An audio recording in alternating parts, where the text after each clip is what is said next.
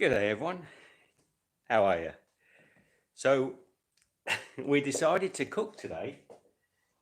One or two of you. Hello, Ben. You particularly said. You said you'd like me to make this dish that we made with the pastry. Now, I found out the name of the pastry. It's like a phyllo pastry. It's called yufka. Um, and the dish that he was explaining to me. How's the sound? Everybody good? Michelle's here. She's going to be. Hi everyone. She's going to be monitoring, making sure I hear all your questions. And yeah, I've moved my table because I need it. Wow, it sounds really echoey. I wonder if we open this window, might get a little bit of noise from the outside. You can have a little look on the street here today. Everything's look at the beautiful weather. How gorgeous is that? There's the baker boss turning up. Whoops. Corona's getting out of control. I'm over here today. Amy's asking how we are. We're good, Amy. Got the table, got a little cloth over it, something I can use because the table's not too tidy. Ben says I'll never cough. I isolate myself. Who wants some of my, it's like a Gozleme. I think it is a Gozleme. They told me how to make it. The more I think about it, it's a Gozleme. I'll say right at the beginning for anyone that comes along later, if you want to make Gozleme and you can't get this really unusual phyllo pastry that they have here, this Curfew pastry, I've got a video on my channel showing you how to make Gozleme completely, so you can make it with just regular dough. It has to be, g'day Chris, it has to be rolled out very thin, and I show it actually, I roll it out lovely and thin, but not as these guys. These guys make it. These guys are real pros. It's like tissue paper. I'm not far off though, so check that video out if you want to make it yourself. The other thing you could do is use like a phyllo pastry, because this is not dissimilar to it. Would you say, Michelle? It's not dissimilar to a phyllo pastry. Just got a little bit more texture. Phyllo's more flaky. Yeah, a little more. Let's turn it on the side so you can see. So. And what we basically do is we're going to fold this over. We've got some sumac, which is like a lemony spice, beautiful spice they use here. I don't know how I'm going to. You might have to hold the camera. We're not, Michelle, when we get going, but I'm not going to be. If I put it down on the table, I'm going to have to come right down here, and then I'm not going to be able to work. So I'm going to add some sumac into it. We've got this cheese. Now this cheese is a little bit like an Indian paneer cheese. They actually call it a lor paneer. I think it's a lor paneer, L-O-R paneer. It's very similar to a paneer cheese. So you could use a paneer. You could even use a crumbled. See, I'm looking at Michelle. She's not looking at me. I'm looking at feta. Sorry, I'm doing something else. She's busy doing something else. So you could use a crumbly feta, but it's not as sharp as a feta. I do think that they make this with a combination of cows and goat milk. It's possibly a combination, but it's quite yeah, a lor paneer. I don't think it's got an I on the end, Michelle, but it might have. That's how it's spelled. Okay. So it's a little like a paneer. G'day, Arthur. So who is in? I saw Amy and I saw Sally, Ben. I'll say hello to everybody. Rena, hello Rena, you're in there, and there's Abdullah. Whoops, shouldn't have my finger up there at the screen. I'm getting over the camera. So we thought we might as well film. We're probably not just going to only film today. I don't know if any of you were with me. I know the Irish Count, Frank, Paul. How are you guys? How are you? G'day, Paul Webber. I don't know if any of you managed to join me for the live stream on Facebook the other day, but we had a bit of fun. It went on for 3 hours, and we played a sort of like a pop quiz game. And I'm going to do it again because between sort of was it Sally towards the end and Rick that was sort of level pegging, Kelly. And Kelly was in as well, Jamaican girl. So there was a bunch of people, and we had a pop quiz. And I don't know if I'm going to get into trouble on Facebook, but at least on Facebook I don't really mind if they ban me. Well, I can't do it on YouTube. I can't play the tunes. So we were playing hits from the 1970s, particularly from 1977, and people had to guess the hits. It was completely impromptu, so it was a complete mess, and you would have heard me singing away like a good one. So if you want to join me for that, we may do that tomorrow on Facebook. I'm going to have lots of honey to keep my voice subtle. But if any of you want to join in, if you want to join in a pop quiz, we're going to specialise on one particular year. I'll let you know a little bit closer which year. So you come in, you try and guess the song and title, and you get points. We might even try and make it a little bit better this time and actually understand, because we were making up the rules as we were going along, weren't we, Michelle? We were. Yeah. But tomorrow will be day 4 of our 4-day curfew. Today's day 3. This is, yeah, we are going stir crazy. It is day 3. I made a mistake on the video. It was fun, wasn't it, Sally? It was good fun. And I think and people were allowed to look up on the internet to work out what the names of the songs were, but they were all hits from 1977, back when I was just a tiny kid, of course. And it was great. The songs are amazing, so we're going to do that again. Anyway. Angela Heard said, just come online, what are you making? Hi from Kent. Angela, we are going to be making a Turkish dish. I think they gave it a slightly different name in the shop where they make the kufta, the sheets of kufta. Kufta? Just check the spelling of that, Michelle. Make sure I'm not leading everyone down the garden path. Yeah, I know, yufta. Yufta. I didn't think it was kufta. As soon as I said it, I thought, no, it's yufka. Yufka, yes? Yes. So they make these sheets, they roll them out super thin. I've got some of them with me. They're very difficult to handle because as they dry and get air, they get quite easy to split. So we're going to be making a sort of gozleme, but should we get on? Yeah. Yufka. So no more questions. I can't So do no more questions. So I'm going to turn the camera around like this so you can see. What about this though? Oh, the sound will be the wrong way round. Sorry. That'll be interesting. So we'll just turn that round as well. Just get organised here. So that's the kitchen. You can see your hands in front of the lens. Sorry. There we go. Sound sorted. Okay. Right. Welcome to Steve's kitchen. How are you guys? Found myself a bowl. What I'm going to do is start by making the actual filling. So we've got this lor paneer. It's basically, I'm going to have to tear this open because he's tied it in such a knot on the top. I want to season this before we use it. Now forgive me, I haven't got a clue what I'm doing here. I just spoke with a guy in the shop and he explained to me how to cook it. He gave it a different name, but I'm pretty sure this is going to be very similar to when we made a gozleme. So you think of it as a gozleme. You can ask questions because I can see them. So. Yeah, ask the questions. You can ask questions. So it's a very crumbly cheese. Quite dry actually, not sticky at all, so it doesn't stick to your fingers. And let me just try that for you. Just checking it's all right. It is not. The first time we got this, it was a bit tart, but I think it was probably starting to turn. Do we use it straight away? Say that again, Michelle. Did we use it straight away, or have we had it a couple? No, we had it a couple of days before we used it. So come down here. So you Someone can. said ricotta. I missed It's the name. very similar to a ricotta, but probably closer to a paneer cheese. It's a ricotta is more like a curd that you can actually set to a harder cheese. This is a bit more like a paneer. It's more like a curdled cream or a curdled. It feels more like that anyway. It tastes delicious just as it is, but I don't really need to wash my hands, but I will.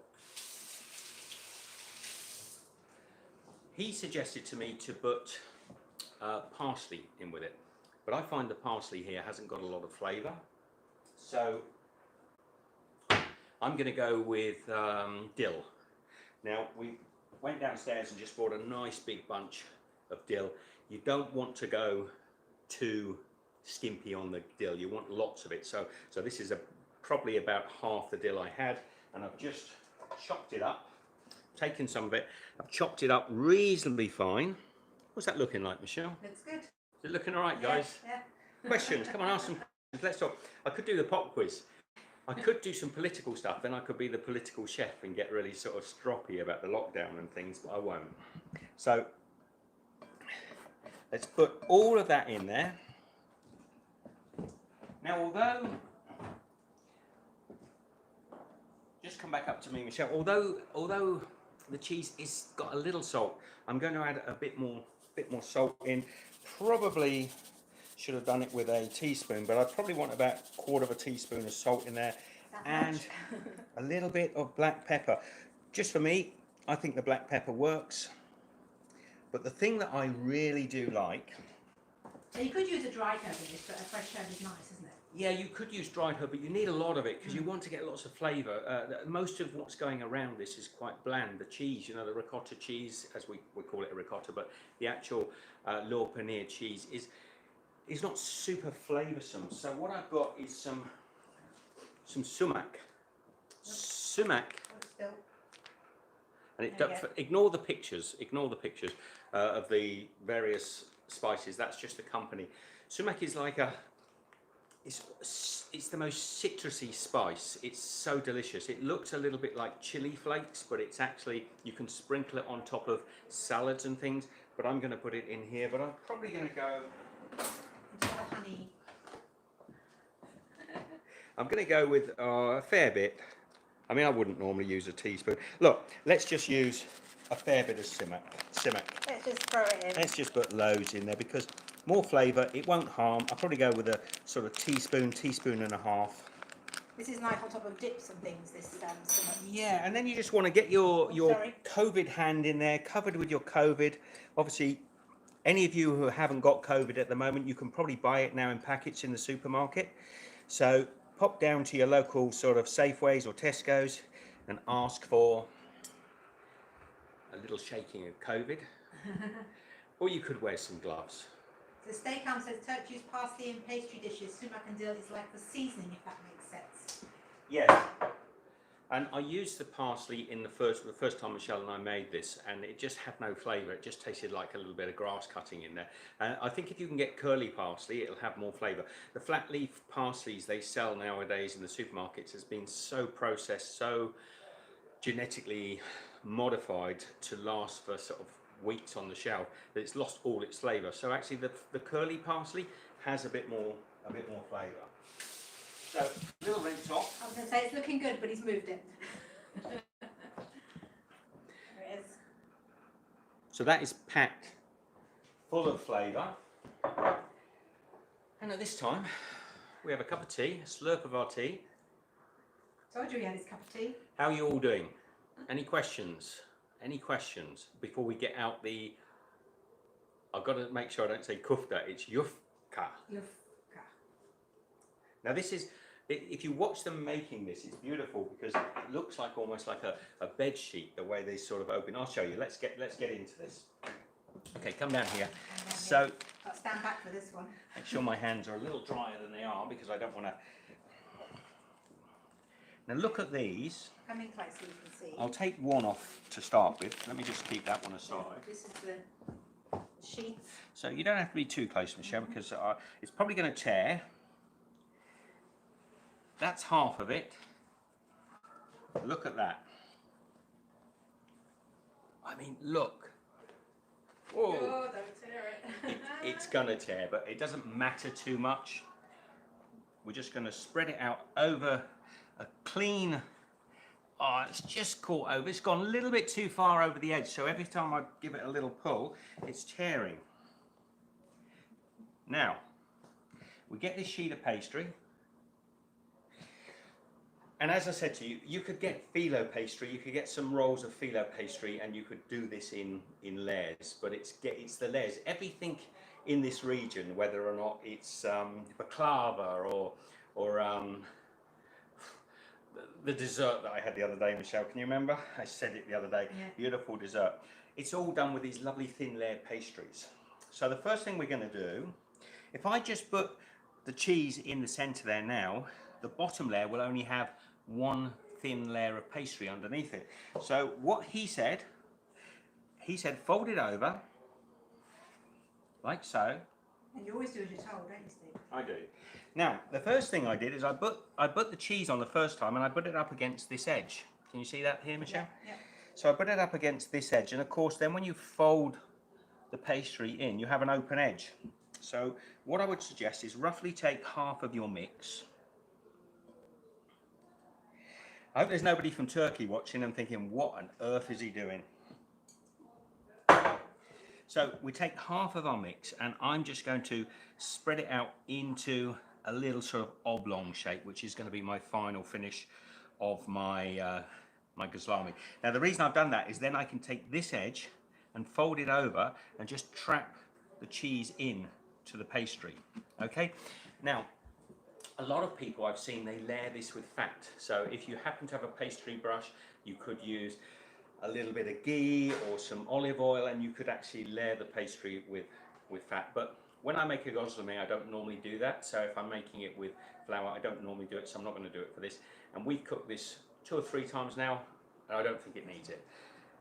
Angela had a question. It says, why do chefs put so much salt in their cooking? Stupid question, I know, but we're told to lessen the salt. Quite the opposite, to be honest, Angela.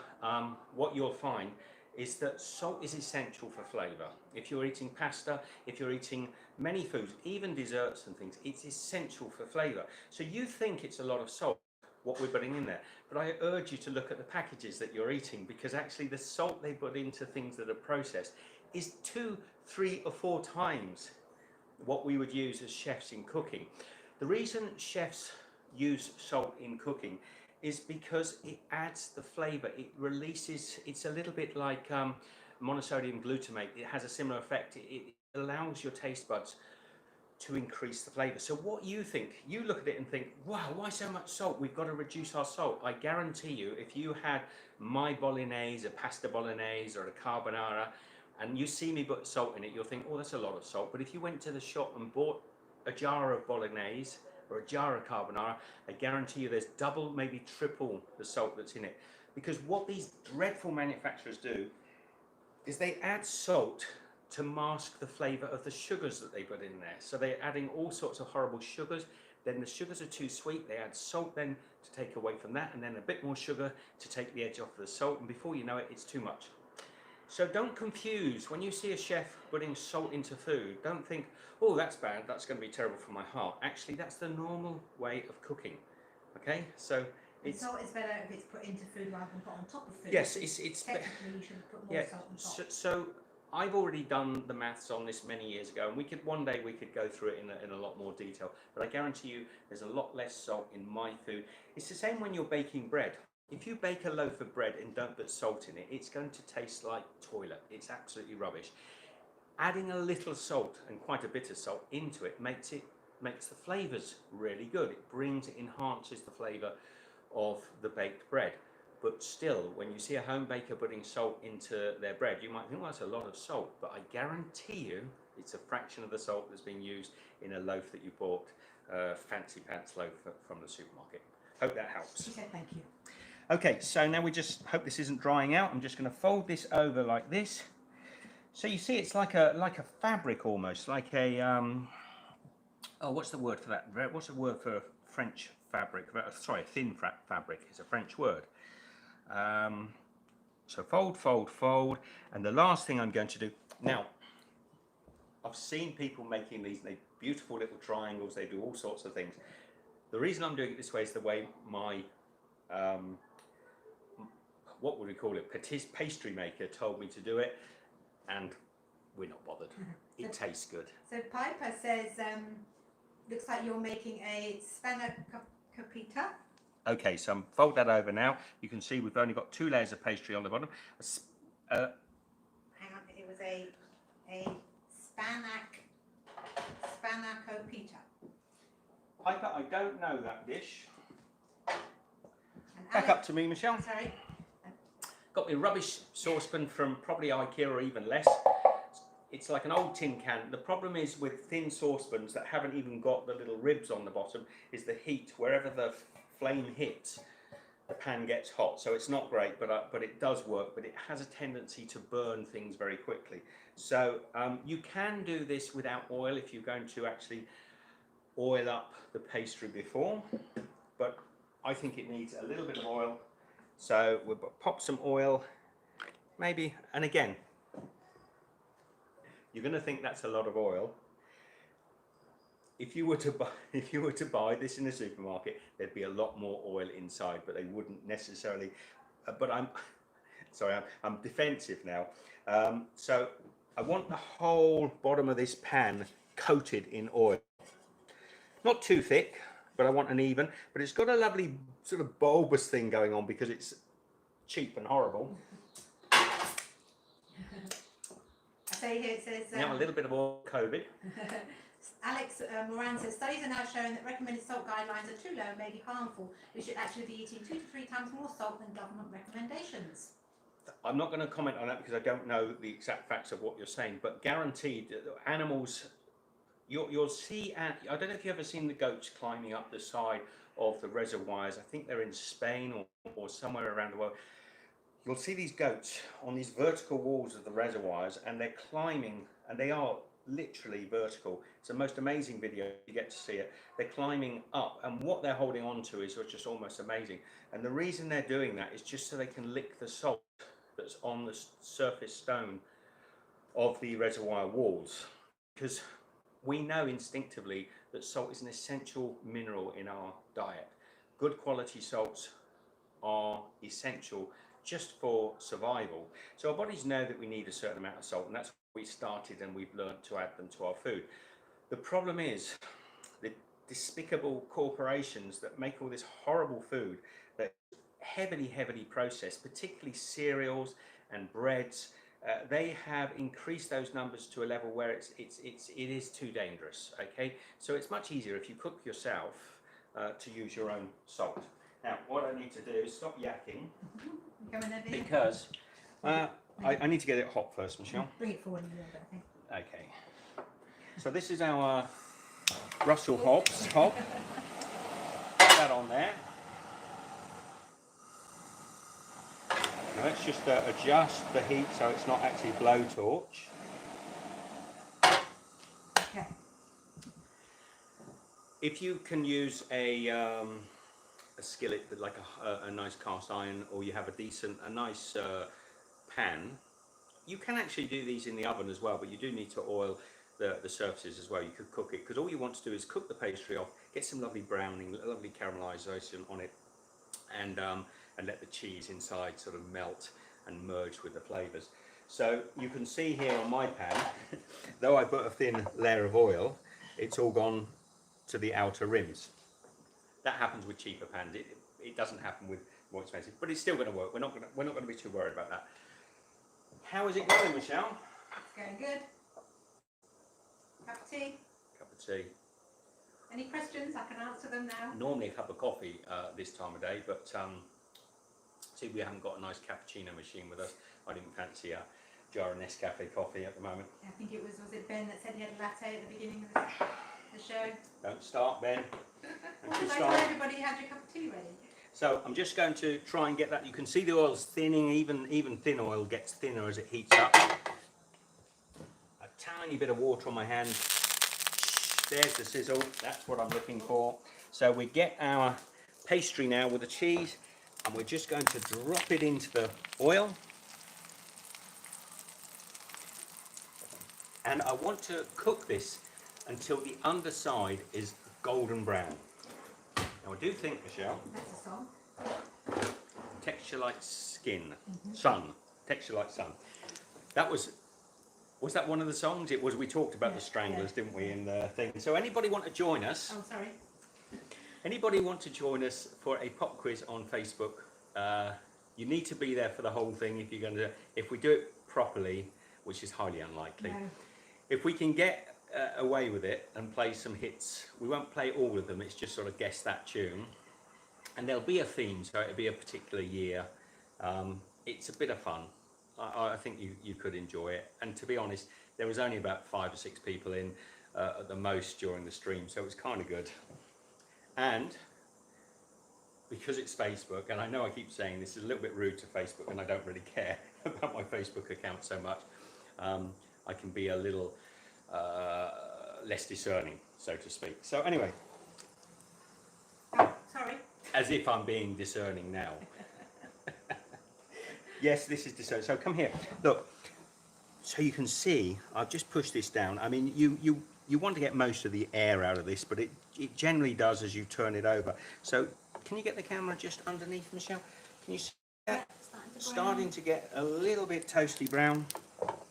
So let's take some questions. Any questions? You can hit the thumbs up. Oh, and on Facebook, by the way, if you want to, if you really want to, I think you can come on to the show and talk with me. So if any of you are brave enough, I know how to do it. will know how to do it. Hit the thumbs up. I'll tell you what, this is to me like pizza, this dish, because it's actually nice cold. I was going to say that. So we're going to, shall I just cook one now? I think so, yeah. Or should, one or two ladles and jelly spoons? Decide. Ladles, You should probably cover that other piece of bread though, because it might dry out too much. jelly spoons. I'll cook them both. Okay. We might as well. We've got the heat. Has nobody answered? What's happened to the questions? Okay, so we've had questions coming up, but they've not been coming Now, up. under there, look, I'll turn it over because Okay. it's got some nice colour on that now. So what I'm going to do, tilt the pan up so I don't splash, Michelle. I'm going to turn that over. Look at the colour on that. Look at the colour, and it's just. Can we get the sound? Crispy, lovely and crisp. Okay, so there was questions, but they weren't coming up. So Bubblegum said hi. Hi, Bubblegum. Piper said puff pastry with feta spinach is a Greek dish. It's not puff pastry. This is not puff pastry. This is more like a phyllo. It's got no layering on it at all, though we're creating layers. But the flavour's different also to puff pastry. It's not so buttery. It's not so fattening, I guess. So if you were going to make this at all, I've got a video showing you how to make the pastry from start to finish, and I'll show you how to roll it out as thin as possible. But it won't be as thin as this phyllo pastry. So Sue says I use pink. I think she's saying Himalayan salt. Alex says salt tastes good until it tastes bad. When it tastes bad, we've had enough. Exactly. Actually, your body will reject salt. You'll get to a stage where you can't actually eat salt. Your body will tell you. But the problem is with processed food is it tricks you by adding sugar to it, and that's how a lot of processed foods can cause problems, because your body is triggered by too much salt. But sugar, you think about this, eat a teaspoon of salt, it's disgusting. Add a block of chocolate in with it, you can just about take it. Hence, salted caramels, all these sort of things. It's what makes our bodies accept more salt. Manufacturers know this. They can take the worst quality flours, the worst quality cheeses, the worst quality vegetables, and they can improve their flavours by adding salts and sugars to them. And that's why they do, increase the levels of salt and sugar. If you're cooking at home, you buy good quality flour, you buy good quality vegetables, you don't need to add salt. Say if you were to over-salt your carrots when you're cooking some carrots, you can actually counteract that if they're too salty by adding a teaspoon of sugar into them. Would you? Of course you wouldn't. Nobody would do that. You put the right amount of salt in with the carrots in the first place. Angela said, does it have to be a non-stick pan? This pan is this pan is non-stick. I don't know what this is. This is a very cheap pan. I would say no. I would use a cast iron pan for this, because the heat dissipates across the cast iron beautifully, and it's perfect for this. You can use any of those nice non-stick pans, as long as they're thicker. Generally, if you look on the back of the pan, if it's got like a ribbing on it to allow the heat to dissipate across the bottom of the pan, that's good. If it's like this one, it's got absolutely nothing under it. It's just like a few like little ridges under it. So Bella Alice has just given us $1.99 in super chat and said thanks. Thank you very much. Beautiful. Well, no question, just a thing. That's nice. Rena said, is this a savoury dessert or meant to eat as a snack? This is no, it's not a savoury dessert. It's a savoury dish. Yes. Did it? No, she wrote, is this a savoury dessert or meant to eat it as a snack? No, this is a savoury dish, and it can be served with vegetables. It could be served as a nice cool snack, or as it cools down, you can slice it up. And I actually will eat this all through the day. So by making two of these, Michelle and I might actually share half of this now, or maybe a quarter of this now, and then we might have it with a salad later on, just sort of slice it up. It's almost like a sandwich. It's the equivalent of an American Cheese. grilled cheese. So it's sort of like a grilled cheese. It's a Turkish grilled cheese. John says, what cheese did you use? It's called lor paneer. It's like a feta cheese. It's actually like a paneer cheese. Now look. Moon over Miami says, hello guys. Patrick says, yum. So that is it. You can see on the underside of this now, if I just turn that up, it's starting to get almost black. Oh yeah. Yeah? But this side looks nice. So we serve it that side up. Angela says you can use a griddle. Yeah, a griddle.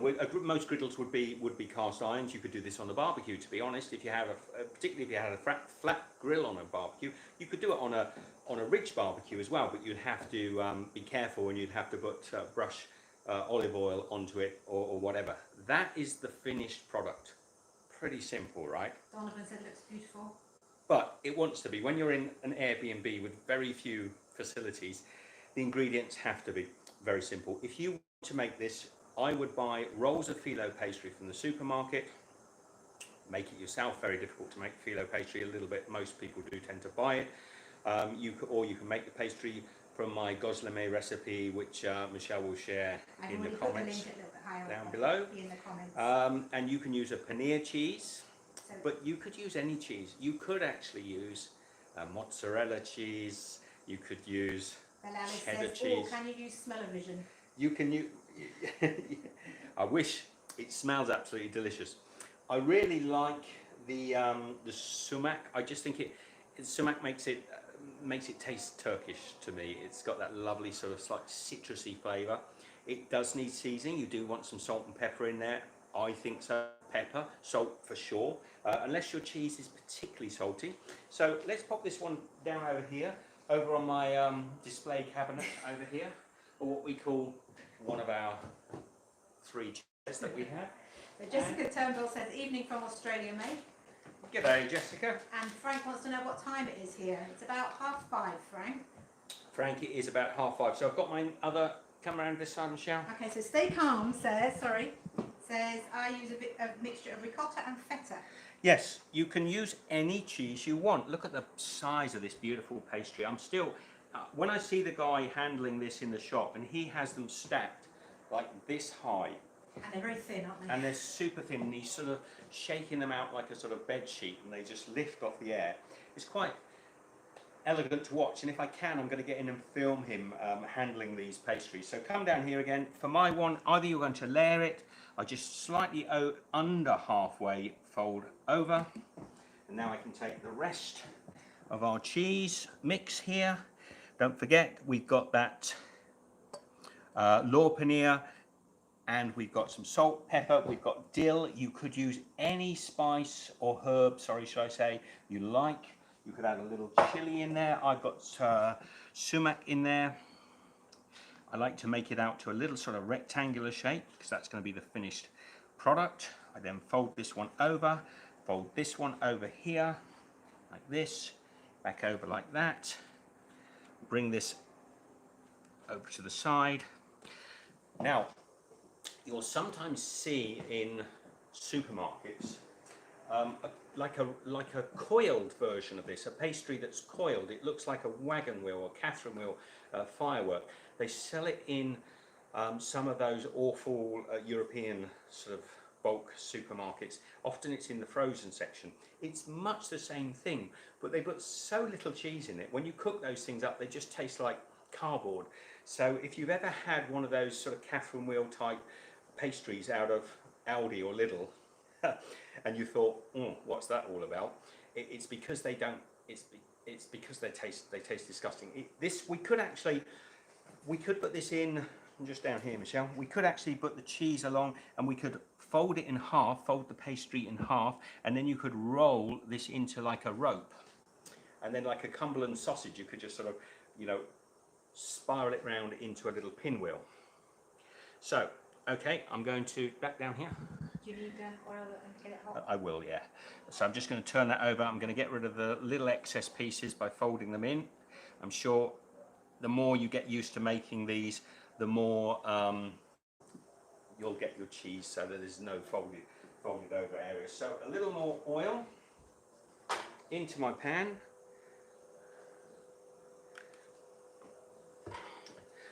A little excess of oil because most of my oil goes to the edge of the pan, so possibly a little bit too much there, but we won't. It looks delicious. Wow. We won't worry about that.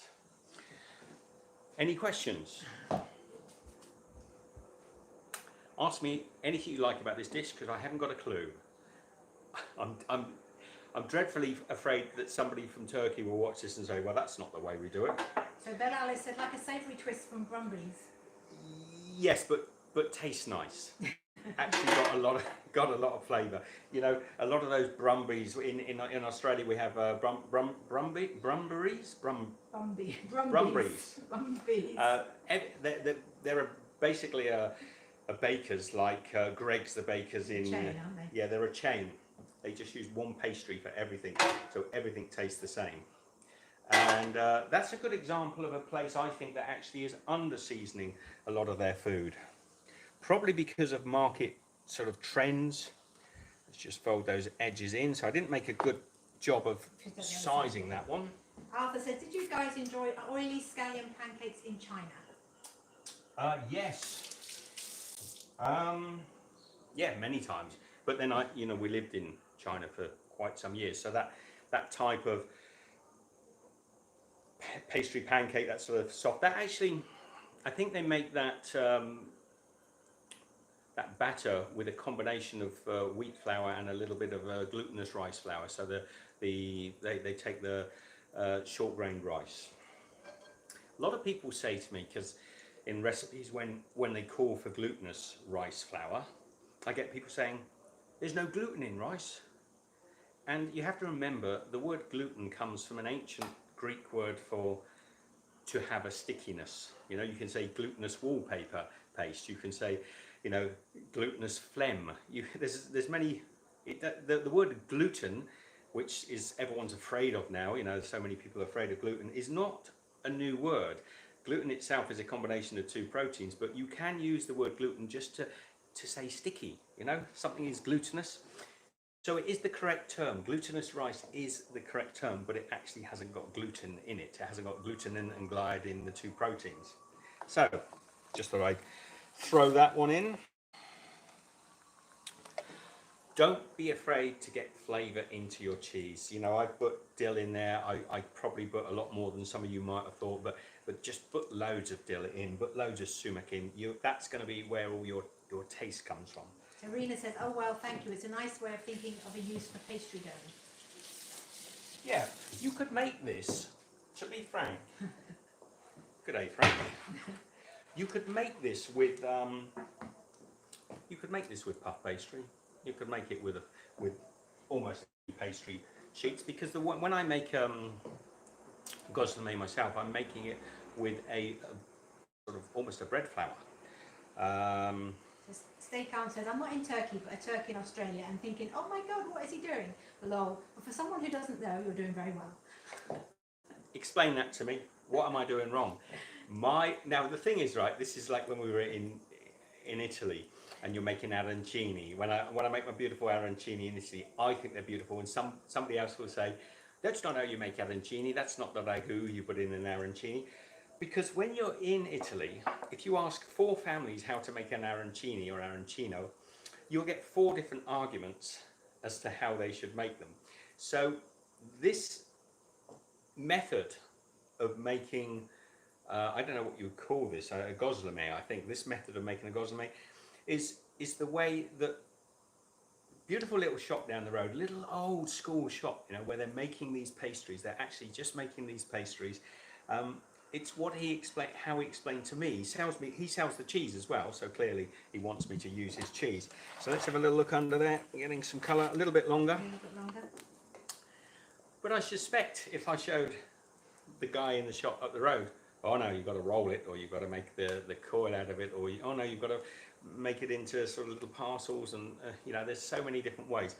So Chris Hereford says, how many times have you made it so far? this is the third or fourth time. Yeah. Third time. Third time, Chris. And Sally wants to know, can you put any fillings in it that you like? Do you know what you could, Sally?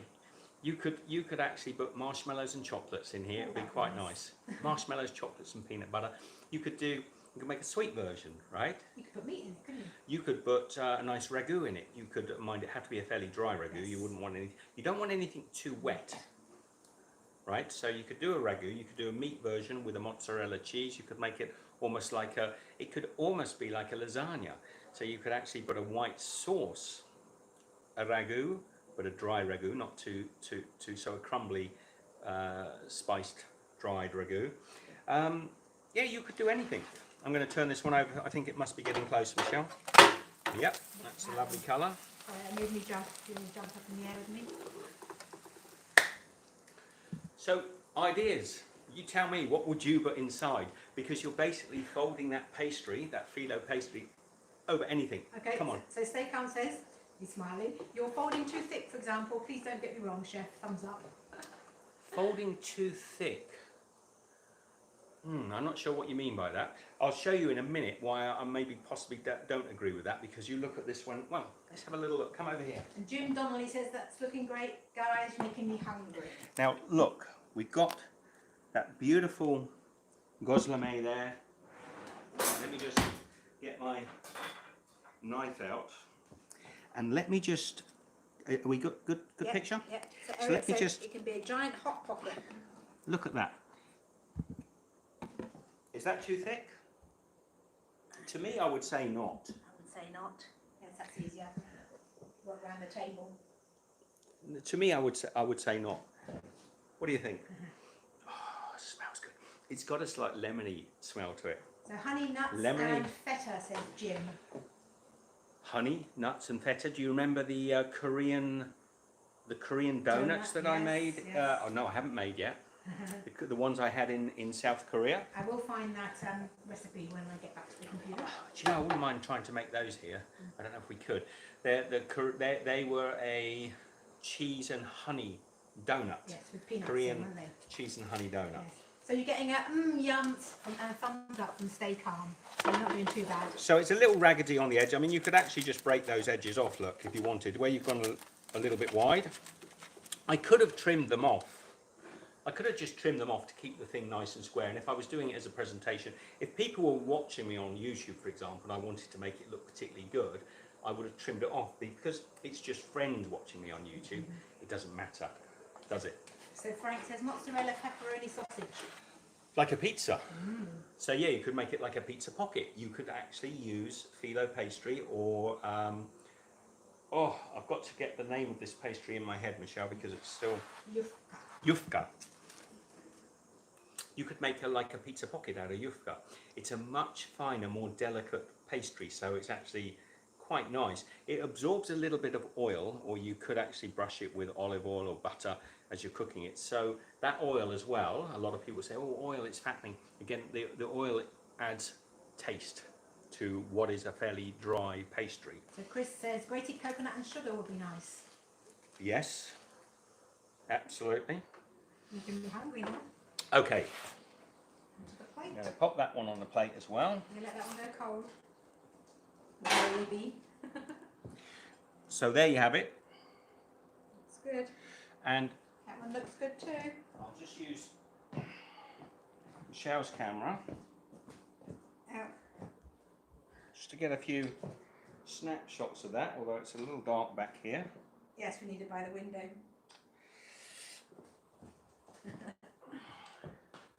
Light in here. Ready for the taste test. So, any other flavour combinations that would make us salivate more, Michelle? Because they do sound good. Well, that can go here. Put this on this side. Oh, no. Oops, sorry guys, spinning you around there. No, I'll do that. You'll do camera. I realise I'm not meant to be doing. Oh, moving your kofta. The yufta. Right, back with the table over here. Up the window.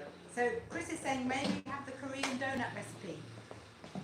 May you have it. Yeah. Turn it round. Or are you doing that one first? Right, let's just turn this around. You ladles and jelly spoons, have a look at this. And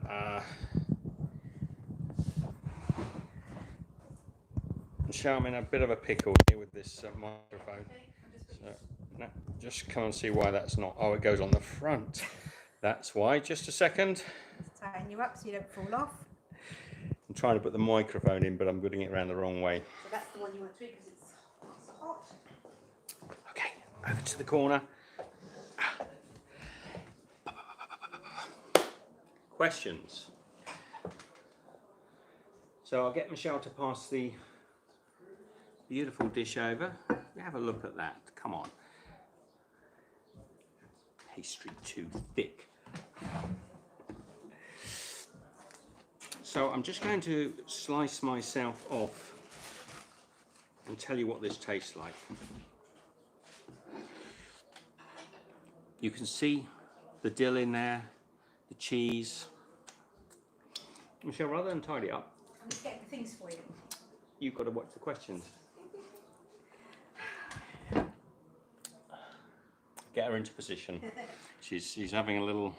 So Rita says the beauty of the way you demonstrate and explain it is you inspire me to attempt it. Thank you. Thank you very much. I'm just going to grab some glasses so I can see if you say anything. Frank would say I would also do buffalo sauce, grilled chicken and mozzarella. You could do anything. Piper says strawberries and Nutella. Mm. Raj says hi.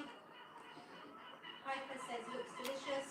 Even near my mouth. And Eddie says, hey, that looks delicious. No, it is delicious. And Thailand Phil says hello, you two. G'day, Phil. How are you? That is scrumdicious. That is absolutely lovely, and it's a great meal, you know. Don't you think, Michelle? We've enjoyed this the last couple of times, haven't we? Yeah. I was quite surprised because the cheese on its own is quite bland. It hasn't got a lot of kick to it, but with all the herbs in the cheese, and then the little bit of oil just to lift the sort of flavours.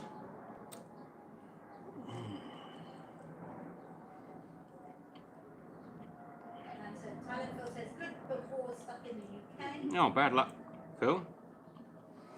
Chris Hereford said Christmas fruit filling would be nice too. You could make this a Christmas fruit filling pie. You could put mince meat into this. You could do anything. You could even put a reasonably solid lemon curd into this and make almost like a lemon tart. I'm getting the citrus from the sumac. I'm going to find the That's nice, Michelle. That's our best one. Is it? Mm. I'm going to find the Korean donut. Last time I didn't have the sumac, Yes, that would add to it, I would imagine. and I highly recommend that. So there you have it. You encouraged me. I think Ben last time encouraged me to get on and cook this. Piper wants to know what oil did you use? Just a vegetable oil. It's actually a sunflower oil. Nothing special. We can only get very limited stuff at the moment from the shop, so it's just a very simple vegetable oil, but pretty. You want a fairly I think olive oil would go, like a nice thin virgin olive oil would go quite nice. And don't worry about cooking with olive oil, it actually works really well. So I've just put a link up for the cheese and honey donut that we had in Korea, in South Korea. Anybody wants to watch that later? Right, I'm going to have another piece. I know Michelle will want some. Did you want a drink? Oh yes, please. What would you like? Coffee be nice. I'll cut you a couple of. Have you got a plate there, Michelle? I can cut you a couple of slices. And I'm just going to cut some for Michelle. Take a nice middle bit full of cheese. Thank you. Because I know, because it smells so good. Look at that. Full of cheese. Full of dill. Full of dill. Full of sumac. Mm. Taste it, might be very nice. So there you have it. Hello, Eric. You're in charge of questions, Steve. How are you? Questions? Questions, questions.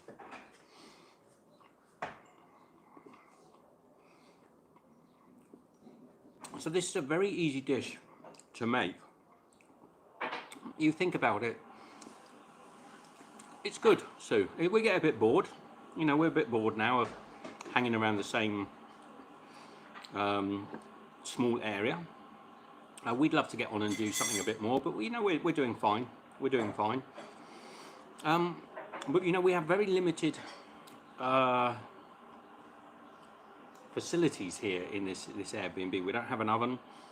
We only have that little gas hob that you've seen there, and a few bits and pieces. So Michelle and I have to be a little creative. So we're having a lot of things that don't require a lot of cooking.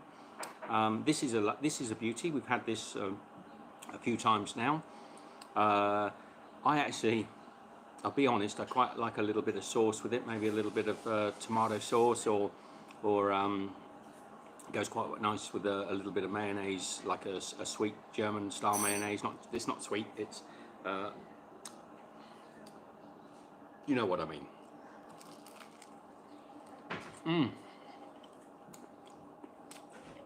So, any questions?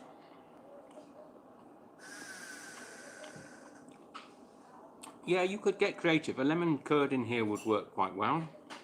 It'd be a bit tricky because if the lemon curd's too thin, it would run all over the place. And when lemon curds get hot, they get more fluid. So you have to be a bit more careful with a lemon curd. So it sounds like a good idea because I love lemony things, but it might not be the best idea. Certainly to use pepperoni and mozzarella, that would be really good. Can you imagine lovely sort of gooey mozzarella coming out of this?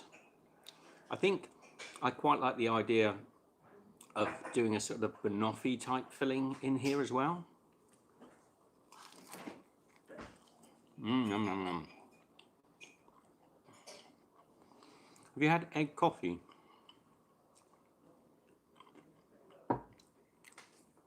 Chris, I'll get Michelle to get on the questions because I'm missing them. Okay, hang on, I'm getting there. Have I had egg coffee, like Vietnamese egg coffee? Many times. Yeah, we have a very good recipe for egg coffee. I'll find it for you. Is that what was asked? Yeah, well, I think so. Have you had egg coffee?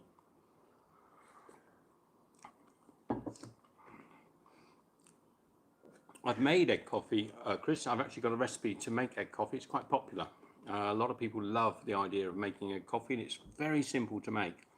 Very simple. And I make it the more traditional way with the fin, the Vietnamese fin coffee filter. But you can do it with almost any coffee, to be honest. It's a lot tastier and a lot healthier than that other awful coffee that's going around. That's the Dalgona coffee, which is just disgusting. It's absolutely that. Sorry, that looks nice, but that is something that's really unhealthy. I mean, it's got I think 2 tablespoons of coffee in it and 2 tablespoons of sugar in one drink. That is just not good. We were thinking when I first saw that, I thought, oh, that'd be a nice thing to make. And then when I looked at the ingredients, I thought, no, I couldn't possibly have that in a drink. So yeah, if you want something that tastes equally as good, egg coffee. This is nice. Is it nice? So Recco's style says lol. Stephen Mango says, sorry, just joined. What are you eating? Cheese, pasty? It's like a sort of gozleme. You'll have to watch it from the beginning, Steve. It doesn't take long. We get it cooked. And I will say to anyone that's joined a little bit late, if they want to join us for a pop quiz on Facebook Live, probably in the next couple of days or so. I'll keep an eye on Facebook. Follow me on the Facebook page. Michelle, can you put the Facebook page link in? Yeah, I will do. Hang on. I am so hungry. I said to Michelle, excuse me. So just link to the Facebook page. I said to Michelle earlier, I really got to have something to eat. But I knew I was cooking this, so I thought, well, this is going to be delicious. I don't want to have too much. So we haven't had much to eat today, so sorry, excuse me for scoffing it, but it is good, and it tastes good while it's warm. Later on, that other slice once it's cooled down, it becomes a lot firmer, and you can almost have it like a sort of slice of cold pizza. So Eric is saying, is there a way to make a sweet roll type dish without the stove? Without the stove? What do you mean by stove, Eric? Do you mean like gas top? Or without the oven? Can you just maybe clarify that, because I'm not sure what your interpretation of a stove is, Eric, because most sweet dishes quite often need the oven. So, yum yum, I'm done. I'm not going to eat anymore. I meant an oven. So, what was the question again? Is there a way to make a sweet roll type dish without the oven? Yes, we've just made one, Eric. You could actually do this with a phyllo pastry and lightly fry it in a pan. You could actually put all sorts, apples and cinnamon. You could put apples and cinnamon, make this like a tartatan, or even like a sort of like an apple slice. What you end up with here is something that would be a little bit like a Danish pastry, you know, in flavour. Do you get that, Michelle? So it's a little bit like a Danish pastry. You could put apples and cinnamon in here, and you could actually add a little, maybe a little bit of butter and sugar into the pan, and then you'd get a lovely caramelized surface. So you get almost like a sticky cinnamon roll, you know. No reason why you couldn't do that. There's so many things. This is such a great recipe. You could have this as a mains, a dessert. You could have a savoury snack made out of it. It's endless, really. And I think that's why there's so many different variations of it. But the ones I've had, and I must say, I'll reiterate this a bit from what I said earlier on. I had one of these from the supermarket, actually from either Aldi or Lidl. They sell them in those places. Were disgusting. They were like eating a cardboard box. They were like eating packaging. So you do have to experience it in a beautiful country like Turkey to realise actually that isn't what that is supposed to be. It's meant to be more delicious. Now the version I've done is all done in pidgin English, talking between myself and the shop owner here. So I may not have done it anywhere near the justice, but it's good. Yum. And Alex Moran says your title was a bit clickbaity. It sounded like nobody was allowed to cook in Istanbul. Because you put cooking curfew in Istanbul. I can't think. I personally, I can't see that at all. You know, in this current circumstances, we are under curfew now. We're not allowed out of the apartments. We've been locked into our apartments for 4 days. You literally are not meant to go outside the apartment. It's a curfew. We're cooking in the curfew. I can't think that can be any less clickbaity, but I get what you're saying. Maybe if you're coming at it from, maybe if you just arrived from sort of Venus on the planet and you thought that there was no curfew and there was no COVID-19 and the world should be just like it was back on Venus, you might actually think, what, why is he talking about? But I think most of us know that many parts of the world are having curfews and shutdowns and lockdowns, and that's what's happening here. So no, this is definitely curfew cooking. Yeah, because the next 4 days in Turkey, tomorrow still, yeah, tomorrow still, we're not allowed out of the apartment. You're allowed to go out for some essential things on Monday and Tuesday, but Saturday and Sunday you literally are not meant to step outside the door. So that's a curfew. I'm going to have another bit of this, just another. Sorry, Michelle, you can have some from the other one if you want. I'm good. I'm good. Take a lemonade. Nice, isn't it? The sumac.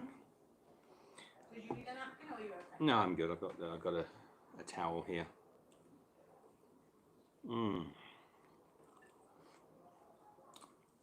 So you've got that ricotta, a little dryness to the ricotta.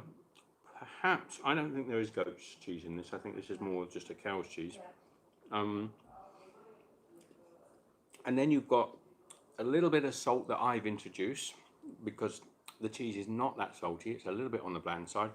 And then you've got the sumac in there as well, bringing a sort of citrusy flavour. And the dill, if you like the flavour of dill, it's quite subtle, but it's really delicious. No, it certainly adds to it. But you could go with any herb, really. Any herb you like. Yep. Basil would be nice in there. fresh basil, and you could use dry herbs. It wouldn't harm, but the freshness of dill, it lifts it. Dill goes really well with citrusy flavors, particularly if you're cooking fish and things and you want to add, you know, that would be a good combination to have with a white fish. Really nice. Sorry, ladies and gentlemen. Sorry. So Alex said, cooking in the curfew makes sense. Cooking curfew sounds like no cooking, and I wondered how that was going to work. Pardon me? He says, cooking in the curfew makes sense. Cooking curfew sounds like no cooking, and I wondered how that was going to work. Well, it's just a thumbnail. I guess. I tell you what, hit thumbs down if you think it's clickbait. So I'm quite happy. If you don't, hit thumbs up. Either way, Michelle and I are happy. Now, Gloria Patry says, I'm hungry now. I'm not. I'm just starting to get there. Chris Hereford said, like apple strudel. Would be like an apple strudel almost. You could actually, again, you could roll the pastry into a rope, and you could fold it round into a coil like a Cumberland sausage, as say, like a pinwheel, and you could bake that in the oven with a little brushing maybe of butter or ghee over the top of it, just to or even just an egg wash. You could put an egg wash on there as well, would be fine. Just to allow the pastry to sort of brown up a little bit and get some flavour. So Stephen McGann said, Gozleme not made with phyllo pastry, more like borek.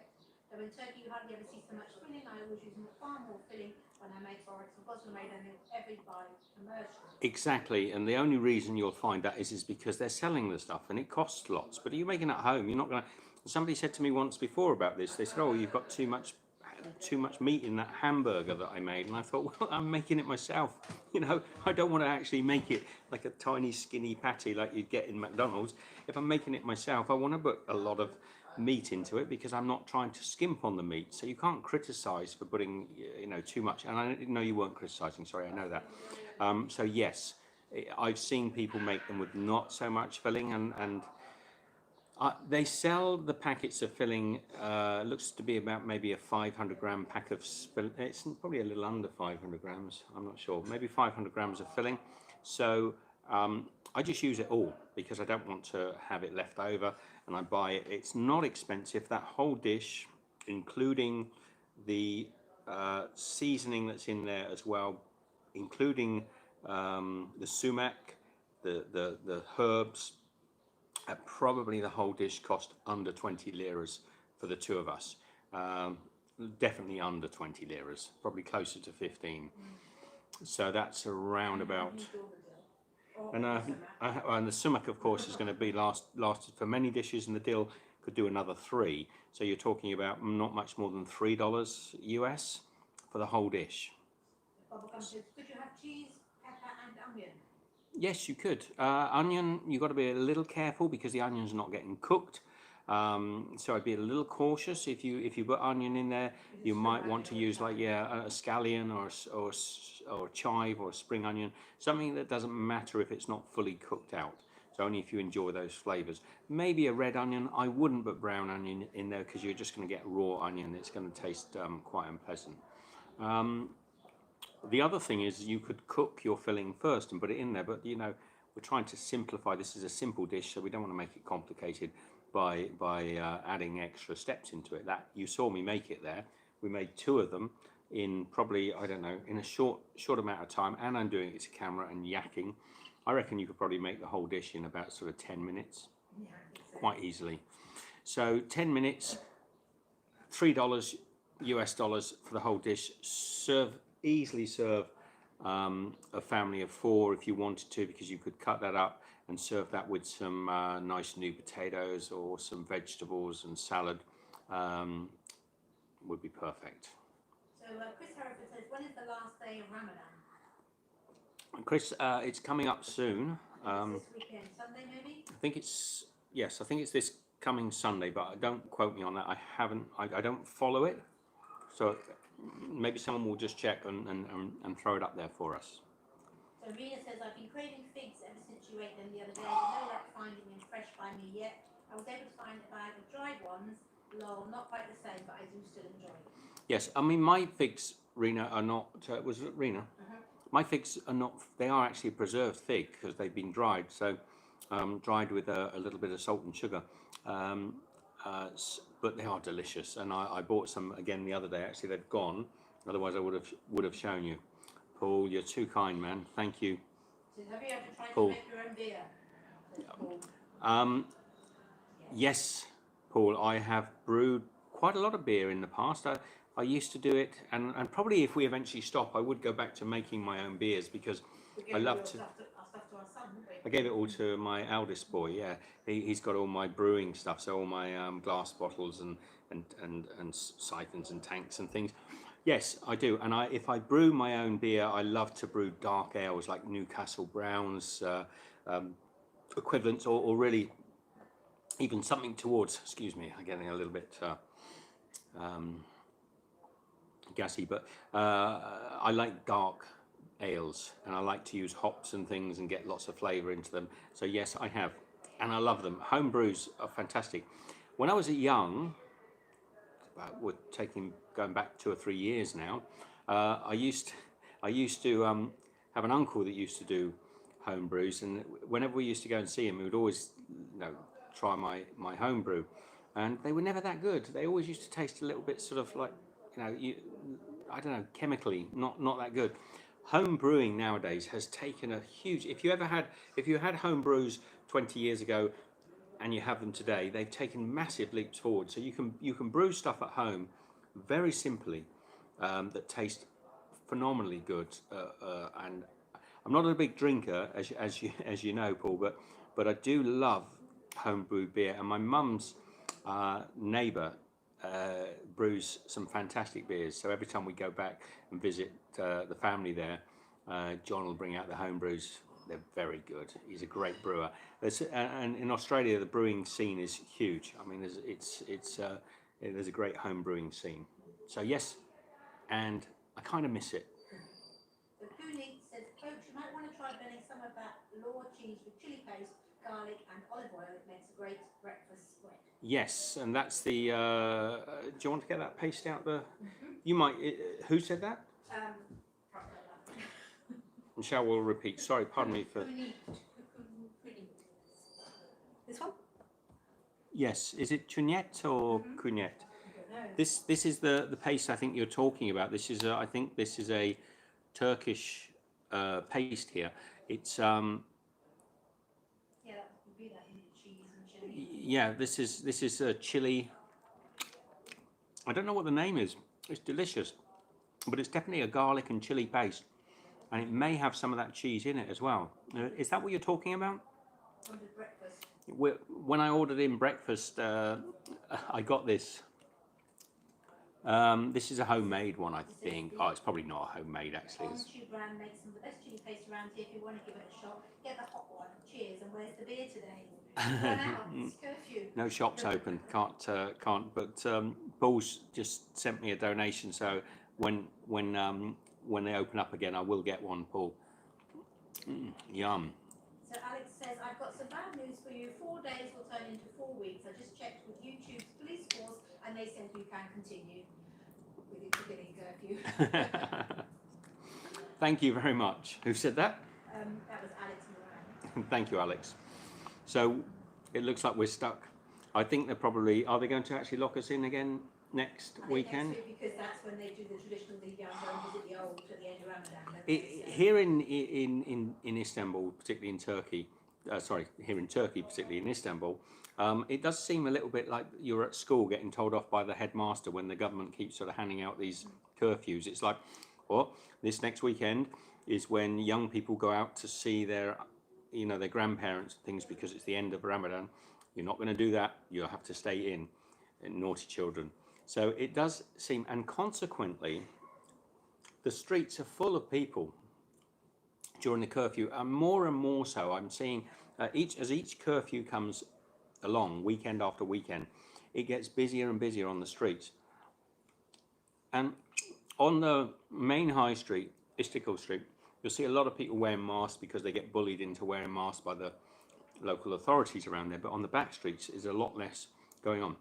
Now I'm not criticising it. I actually really like the rebellious nature of the Turkish people, and it's. I've not heard of, although they say there's a lot of. Let's not talk about that. But there's not much. There's not many problems around us. So Eddie says, have you done a breakfast series yet, focusing on egg dishes? Possibly not, but no, I don't think so. Off the top of my head, I don't know. There's close to 1,000 recipes out there, so there's everything's covered in one way or another.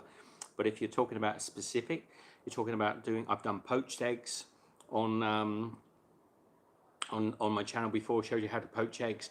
I'm sure I've possibly done a few other egg cooking recipes, but no.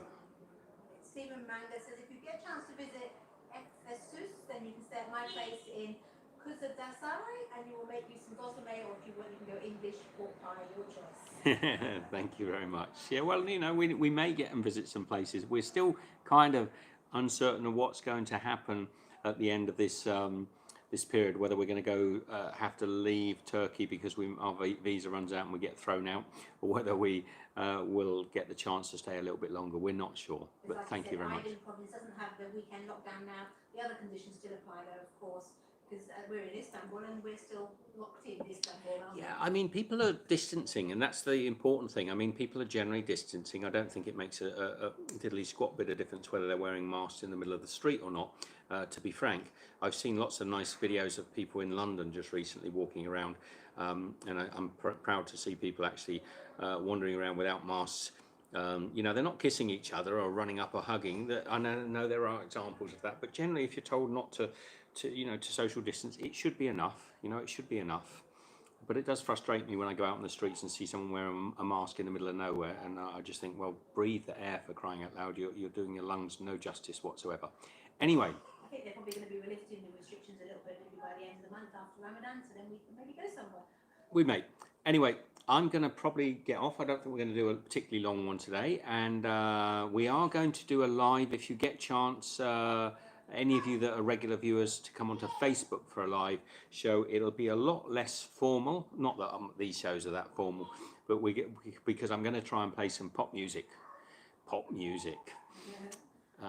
There's a clue to the era we might be going into, and we'll do a bit of a quiz, and if you want to join in, it's a bit of fun, and even if we get only 2 people in there, it's cool. It's all good.